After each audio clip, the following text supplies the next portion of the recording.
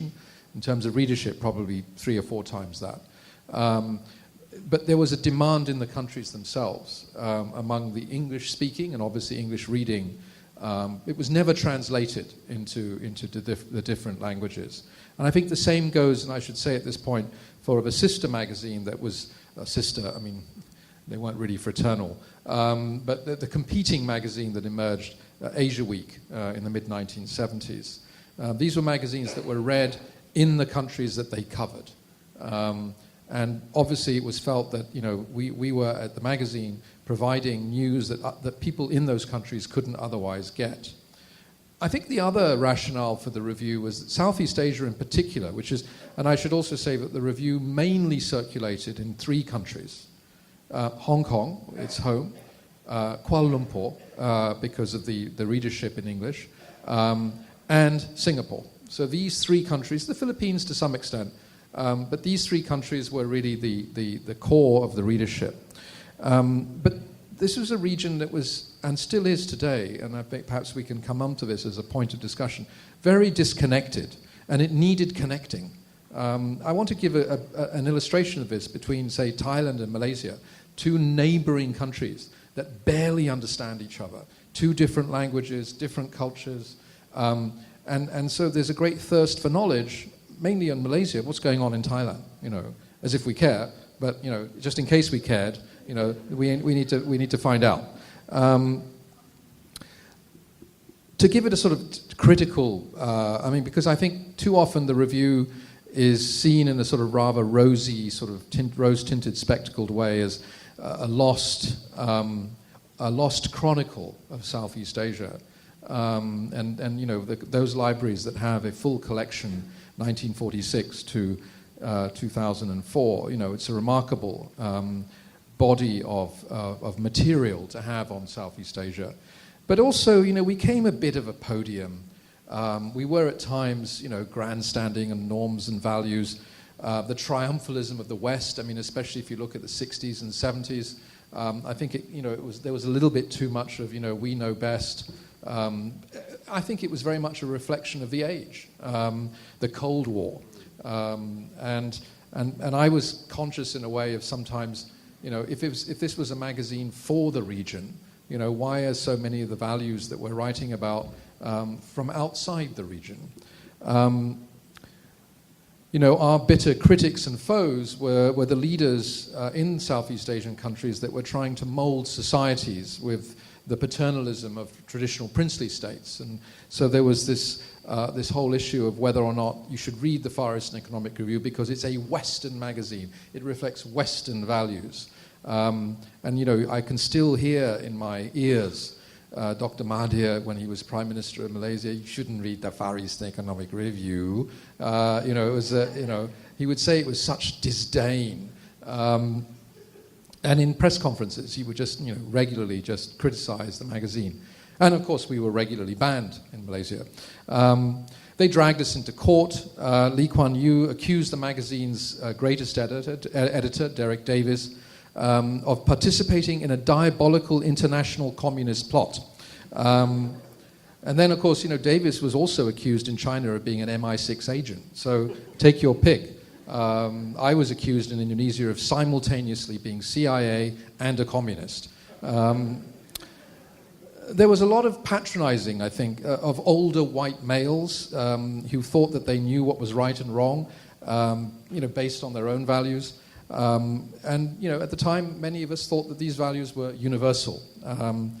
And yet, we also lionized sort of great local scribes. I mean, K. Das in this country was... I first arrived in Malaysia in 1991, and K. Das was, when he was still alive, he was still the repository of this great tradition of the Far Eastern Economic Review in Malaysia, which was our biggest market. And so, you know, you sat at his feet and listened to what he had to say.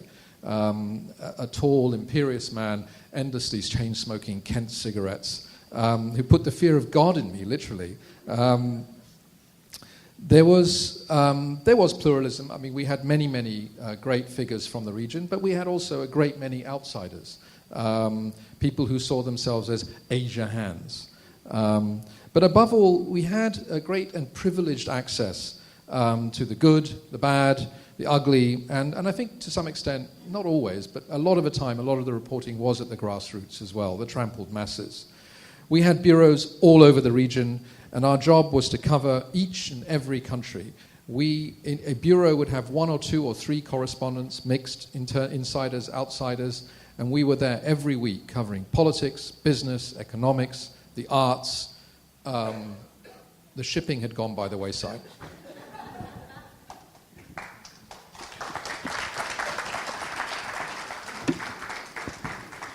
Thank you very much, Michael. It's a perfect presentation because he's told us quite a lot, but there's still some hanging questions that I'm sure will engage us later. Gwen, can we turn to you?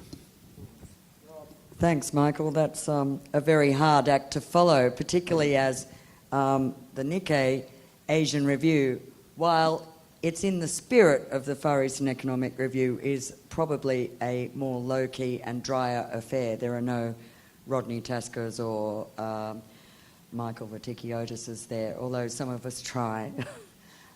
So what I might do is run through very quickly, because I think the story of Nikkei and how it came to launch this English language website and weekly magazine is interesting for most people who don't know much about it. So there's... is that the only place? Yeah, I hope people can see it. So actually, the Nikkei is short for Nihon Keizai Shimbun, which is actually, I was surprised to find this out when I was researching, is probably the world's largest financial newspaper with a daily circulation of about 4 million, give or take, which is a lot for a financial newspaper. By contrast, the FT, where I worked for 18 years, the Financial Times, the pink paper, at its peak in my period, was circulating maximum 400,000 copies worldwide. So Nihon Keizai Shimbun selling 4 million, primarily in Japan, because it can only be read really by Japanese. So it started in, next slide, yeah. So it started in 1876 as a rather dull in-house newspaper for Mitsui and Company, one of the big trading houses, and it was thrillingly called the Domestic and Foreign Commodity Price Newspaper, which sort of doesn't exactly call the reader to rush to the shelves and buy it. It was a weekly market quotation bulletin. To cut a long story short, it then changed its name after merging with a couple of other little earnest economic journals into the Nihon Sangyo Keizai Shimbun, which means in Japanese industrial and economic newspaper, in 1942. So actually, as World War II was sort of unveiling, the Nikkei changed its name then just after the war to the Nihon Keizai Shimbun. So since 1950, the name Nikkei has been synonymous with the Nikkei stock average, the main one being the Nikkei 225, a stock market index for the Tokyo Stock Exchange. In Japan, which is actually, I don't know if any of you know this, but it's one of the most voracious magazine markets in the world. It's extremely print-focused. I don't know why, but Japanese just love paper. So, in fact, hence, if you look at any graph about how sort of actual daily newspapers trend on print as opposed to electronic, the figure for the readership of print media is extremely loyal, and there's a lot of subscription still, a lot of physical distribution of papers and kiosks everywhere. Anyone who's been to Japan knows that on every railway platform are all these kiosks selling newspapers and magazines. So Nikkei, reflecting this, has spawned literally, scores of publications. There's a sample of some of these magazines on the screen there. And they range from everything from trade journals to magazines for business women, tech, etc., nearly all in Japanese. But it also, for decades, has harboured ambitions to develop its English language media operations, and in the 1980s launched a very dry little tabloid-sized paper called Japan Economic Journal, which again is not really a thrilling title, and in fact, it has to be said, was not a particularly thrilling paper. I worked there briefly in the late 1980s, just for a few years. I oversaw the transformation, not oversaw, I was very junior then, but I helped Nikkei transform that into the Nikkei Weekly, which was again a print broadsheet newspaper, weekly, relying a lot on translations from the Japanese media. So Nikkei's English language media was always based on translations from the Japanese. So it relied a lot on, back then, a vast community of sort of Western investors and people who were fascinated with Japan in the 80s, when Japan really had a lot of clout through the region. But after that, sorry, next slide, I keep forgetting.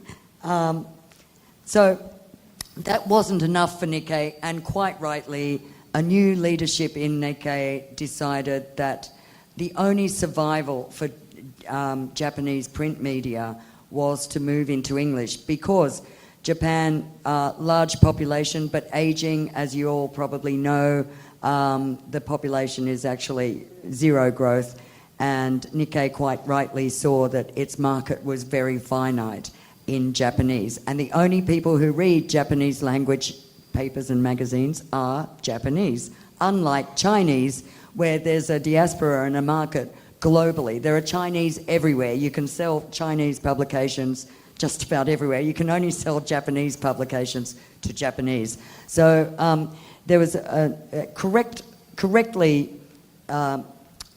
decided that Nikkei's future lay in the English language market. But to grab the English language market, you had to have much more than just translations. And there's always been a big admiration inside Nikkei for the Financial Times, the Wall Street Journal, and when we were thinking about a magazine, and the initial idea was to have a weekly magazine and a website. The inspiration was on the right there, no, go back, sorry. On the right there was the Far Eastern Economic Review, although it looked different when, I think that must be, is that a later? Same font. Yeah, but is that a later version or No, it's a... the monthly. I won't forgive you for that. Yeah. Sorry. Okay, that was the sad. The last couple of years, I think, the Far Eastern Economic Review turned into a monthly. Unfortunately, on the left, that is not one of our prettier covers. I hope that you all, there is a copy here which is much more typical. We've moved to mainly big photographs on the covers.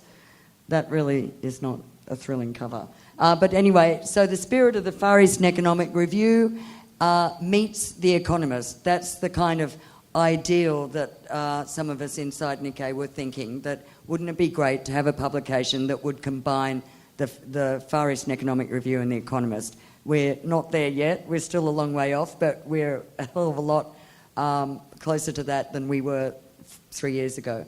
Next, please. And this is the Guardian article, Nikkei launches new Asian magazine. So it was always built from the beginning as the magazine. In fact, the website was as important and possibly is actually more important in business terms to the Nikkei.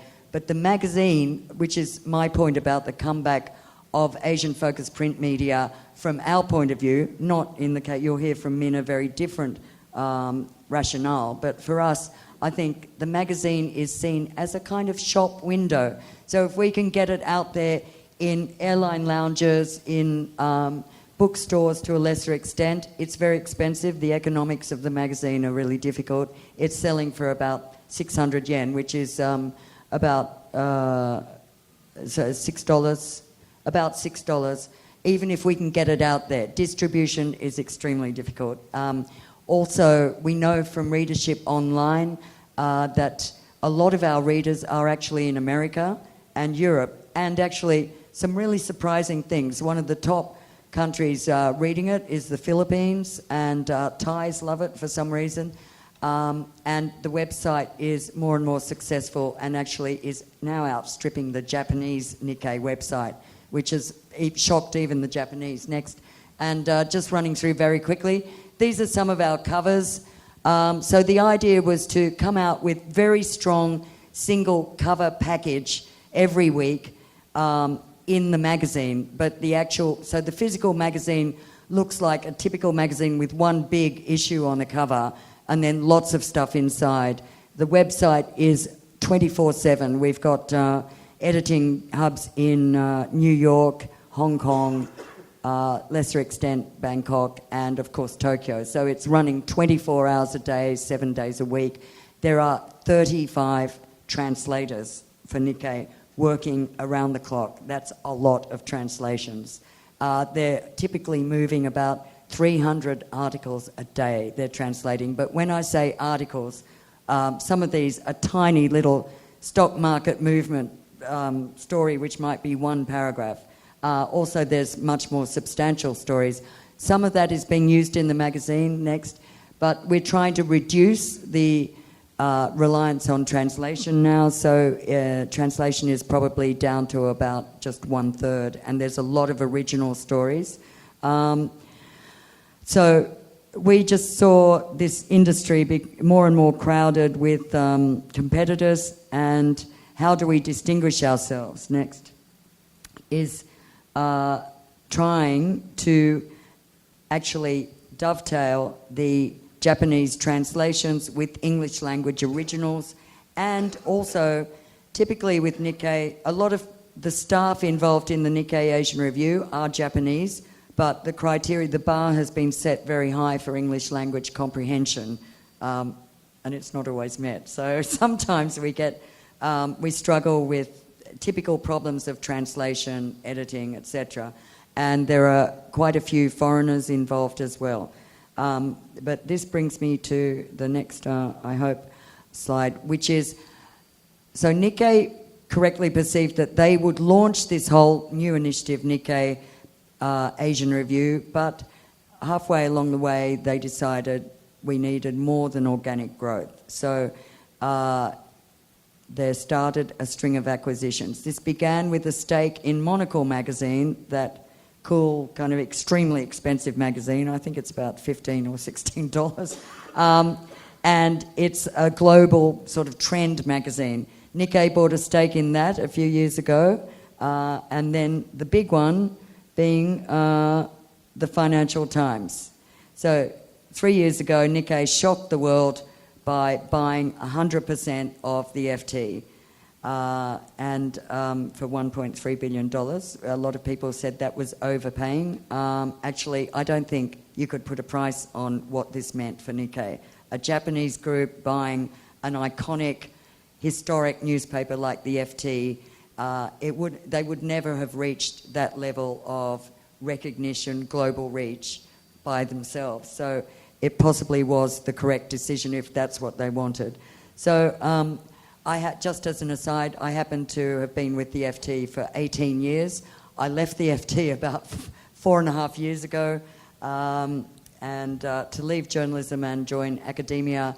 And the day I left the FT, an old colleague from Nikkei called me and said, look, we've got a really exciting project. We're going to set up a new magazine, Asian magazine. It's right up your alley. Join us. So reluctantly, having tried to leave journalism, I couldn't pass up an offer like that. So I joined Nikkei, worked like a demon for 1.5 years on trying to launch the Nikkei Asian Review with everybody else, the team, and lo and behold, Nikkei turned around and bought my old newspaper, the FT. So many people suspect that I was involved, but I'm telling you, I wasn't really. So FT, long tradition. Nikkei actually sees itself as the FT of Japan. The FT is nearly as old and has a similar tradition. Yep. That's a picture of the 3 critical men who were sealing the deal. Editor of the FT on the left, Lionel Barber, the chairman of Nikkei, Tsuneo Kita, and the CEO of the FT, John Ridding. So this is the first change of proprietor for the FT in 58 years. And It was actually the first full acquisition by a Japanese company of an English language media organisation. And there was a lot of people were very worried, saying, oh my God, the Japanese are taking over a Western publication. What are they going to do with it? Will it be full of propaganda?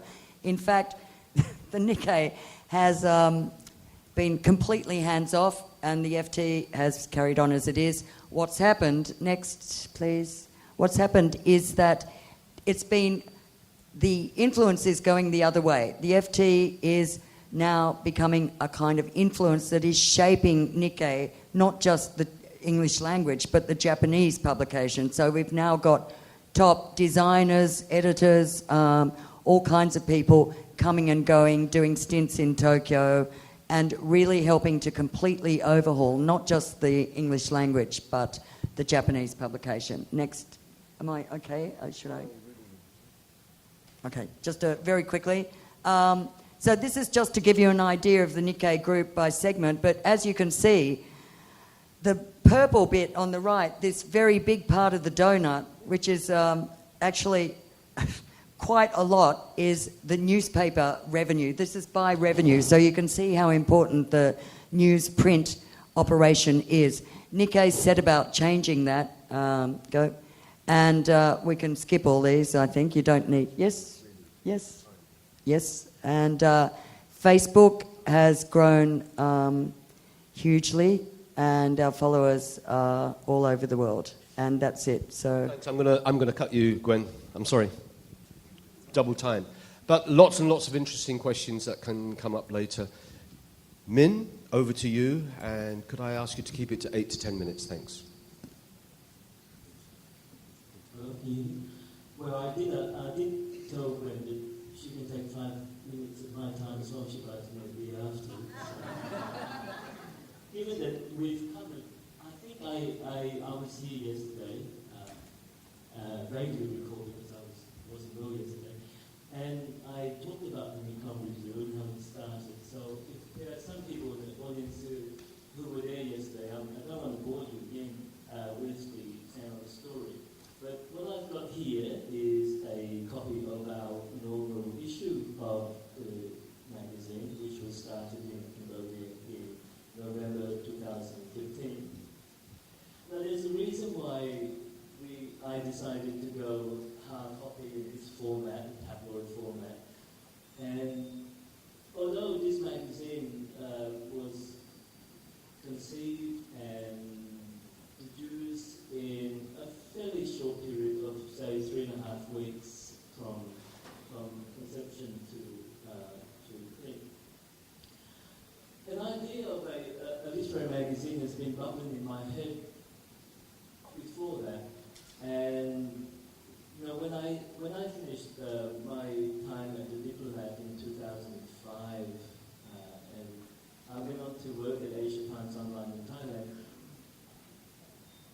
Many people, around 3 or 4 publishers approached me and asked me, why don't you do an Asia-oriented magazine? Everyone was missing the Icelandic review, and everyone was trying to replicate its success and its influence.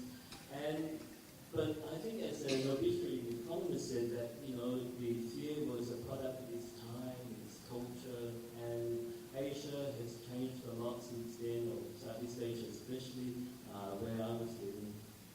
And so you couldn't replicate that because that period has disappeared. In the same way that I didn't want to do an A4 magazine because, sorry Gwen, an A4 magazine to me was it had been taken over by the advertising industry. So many in-flight magazines, so many freebies and brochures were aping what Time magazine or what Newsweek magazine looked like. They were aping that, and it started to look very stale and very cheap, really. And so, and of course, I was being a reader of the London Review of Books and the New York Review of Books. I started to see this format, the tabloid format, the A5 format, as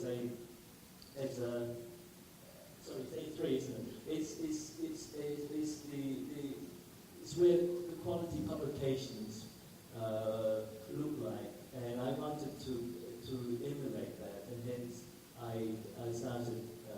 I thought of the Mekong Review in this format. The other reason being that I also love the spaciousness of such a paper. You know, we've been kind of reading the online publications for around 10 years now. You can see everything smashed onto that tiny screen, and your shoulders and your body starting to squeeze into that tiny space, and you just need it to expand somehow. You just needed to see pictures, big photos in their glorious size, and you know, we started to publish these full page portraits of some of the profiles of the authors that we interview. I'm sure you can see that next one. It's good you guys are here. Gareth, can you hold up? But we were able to publish these beautiful photos, and I hate the way that, you know, when you go online, you read, you see a photo that's been taken by these photographers who's been ages hiding in the jungles, taking a photo and let the jungle out the ground, and it's published that size. You know, you don't see the full glory of a photograph. And to be able to publish that in that spacious form, it's a great feeling. And to be able to read that, to take a break from the internet and read a print copy. Now the other thing about print, and I'm not going to talk about how this magazine came about, because I talked on this yesterday. The other thing about print, which was important for me, was that I like the idea of a location. You know, the internet is very difficult. I mean, Gwen works for a publication or a company that is massive. It's the size of China, and we're like Solomon Islands. We're so small, and therefore we can't compete with them. And the only way we can make money is to sell hard copy of our magazine. And even if they're $1, we make $1. If we were to be on the internet, we would have, to make $1, we would have 100,000 clicks. That's insane, you know. And the amount of work that goes into it to get $1. And however, we printed 1,000 copies when we started, and we sold 400 or 500 copies, which was very good, and which meant they were $3 to begin with, which meant we had, you know, that's what, $1,500, which is almost half our budget. It was extraordinary, you know, like, and then within a year we were breaking even, which is unheard of. And you can spend 50 years online and never break even, you know, and be disappointed. And the other thing that's important about online a publication, I love the physicality of it, you know, locality of it. You know, you pass it on, you print it in Phnom Penh, and the people in Phnom Penh recognize it as it's their product, it's their thing. It's not from Uzbekistan or from New York or from Sydney. And you print it in Penang. We started printing this latest issue in Penang. Now I think, you know, people who live in Penang, in Malaysia, feel like they own the publication. It's yours. We print it here. It's used to that. And last but not least, with a hard copy publication, it's just a bit hard to kill it. It takes a bit longer because there's so much work that goes into it. I think with online publications, you can just get tired of it and switch it off. For us, it's just really difficult. There's obligation, paper we have requested paper for the next issue, and the essays that have been commissioned 6 months ago, and because we're quarterly, which means that we are somewhere between a book and an online publication, and we reach those two worlds, and we have a much longer lead time for people to read books and consider what they want to say, which is not what you get to do when you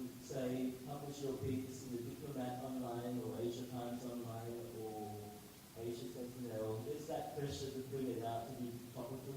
And they are all into geopolitics, which is really boring. And also, it's dismal science. It's speculative. I mean, people can predict what's going to happen tomorrow. Whatever they predicted would never happen, and they keep on going on doing it for the next 20 years. I mean, and that's what these magazines do. And there's a lot of them around, and thankfully we don't do that. So we have a space of our own. Thank you. Thanks, Minh.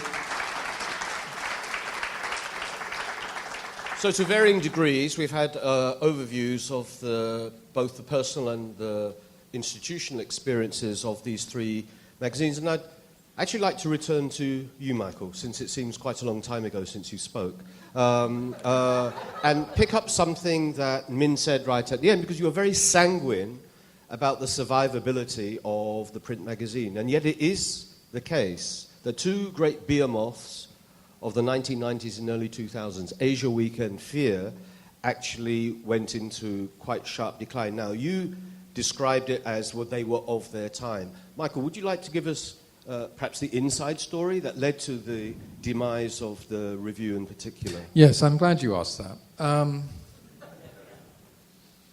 The reason the review was closed, the review was originally owned by a consortium of Hong Kong Hongs, if you like, great Hongs like the HSBC, the South China Morning Post had a stake in it. It was Hong Kong owned, in other words. At some point in the late 1970s, I believe, I forget the exact date, Dow Jones from the United States came and bought a sizable stake in the magazine and eventually grew to own the entire lock, stock and barrel. And as I was watching Gwen's presentation there, I remember sort of going to meetings in New York when these great media giants, it is all about the figures. It is all about the hard economics, actually. And therefore, we became a victim of that, in the sense that the Wall Street Journal had decided that they wanted to start a Sunday edition of the Wall Street Journal in the United States, and they were looking for the money. And they saw this sort of magazine out there costing something like $8 million a year or something, and they said, if we just close that, then we can just open the Sunday edition of the Wall Street Journal in New York. And with a stroke of the managerial pen, they essentially erased 60 years of history. So yes, I mean it's literally as crude as that. It was an investment decision by the parent company. A corporate decision. Now, at the time, there was this shock and horror that such an august magazine, I mean, Asiaweek had been closed by Time Warner a few years before, and now with the finality of the review disappearing, there was an immediate outcry and several attempts by various people to immediately buy the title and keep the magazine going, and it didn't work. The main reason being that Dow Jones refused to sell the title. Because they were worried about competition for their ongoing Asia Wall Street Journal. And so it essentially died, especially after the end of the monthly edition, which really, I don't want to talk about. But back to, in many ways, I mean, what you're describing with the Mekong Review and what Gwen is doing with the Nikkei Asian Review, sort of somewhat, you've got both ends of the spectrum. I mean, the review also had a very fine cultural section. In fact, Ian Baruma was one of the first editors of the Arts and Society section of the magazine, and the book reviews and the arts and culture coverage was very good, but it wasn't enough. And so it's so good to see someone devoting on a regional basis. I mean, Mekong perhaps a bit confusing to the Indonesians, it's sort of say, well, yeah. But certainly, I mean, what a wonderful thing to see. Do you, in your view then, do you think that the two extremes represented by Mekong on the one hand and Nikkei on the other hand, and that's certainly the case financially, I mean, it's almost a a cottage industry in your case. And here we $1,500 have breaking a even. huge multinational corporation that's through mergers and acquisition acquiring titles, historic titles and so on. Do you think you were victims then of a kind of pincer movement that the centre couldn't hold? No, it really was the death of advertising. And you know, I mean, Gwen painted a picture of the Nikkei as this sort of industrial behemoth fueled by the circulation of the Japanese newspaper, which, as you say, circulates, 2 million? 4 million. In our case, you know, the end of cigarette advertising, the Dunhill ad on the back of the magazine, basically that was it, you know. There was really nothing to replace the sort of... I mean, if you look at magazines today, by the way, you'll see watch ads. You know, the Swiss watch industry is essentially keeping a lot of publications alive. Yeah. And in the case of the review, it was the Dunhill ad at the back. In the very early days of the magazine, it was like Caterpillar, you know, then it became airlines, you know, mining companies, then airlines, then cigarettes, and brandy. And I think in this era, we now see the watch industry, high-end luxury. There's the FT magazine, How to Spend It. You know, those magazines are sustained by advertising of luxury goods, where these people who make products for next to nothing sell them for a fortune and have a lot of money for the margin to spend on ads. Which is, I think, why when I put out the Mekong review, I mean, A, it's very difficult to get advertising through yearn, but also B, I've had a pretty certainly dramatic experience when I was editing another publication when the advertising was determined the content, and that's very difficult to swallow as a journalist. You know, once upon a time when I was working at you remember this? You're older than me. When I was working at the Sydney Morning Herald, you know Went right past me.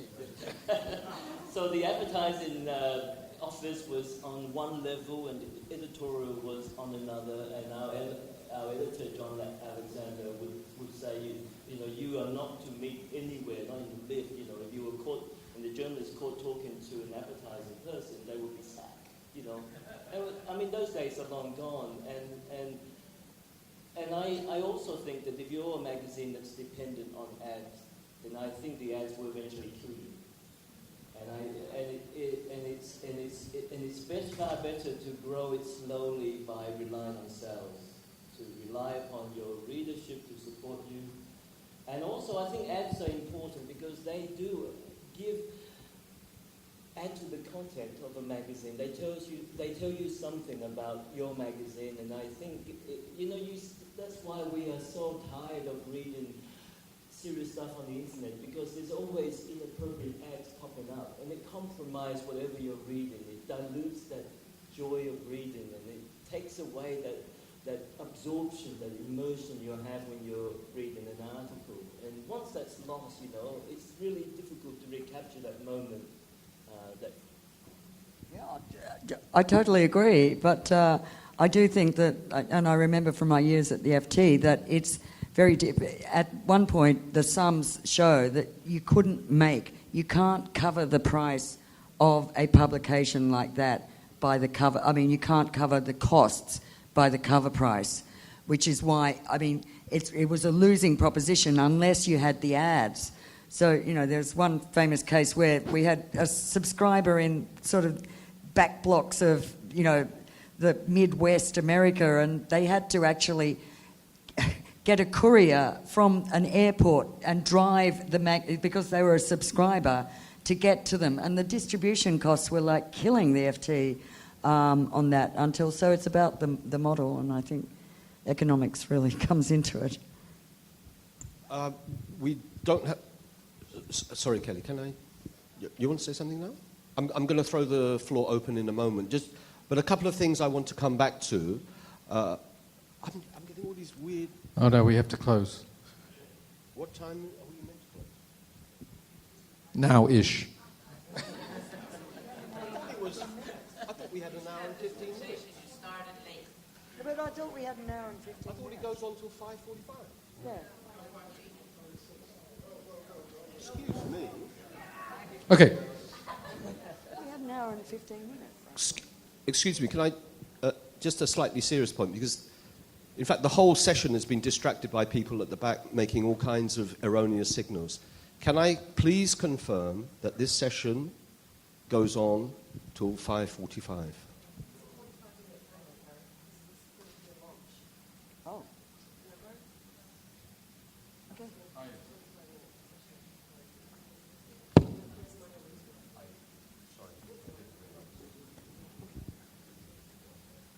Sorry, I take responsibility for that. It's a 45-minute panel. But we did well. We did well.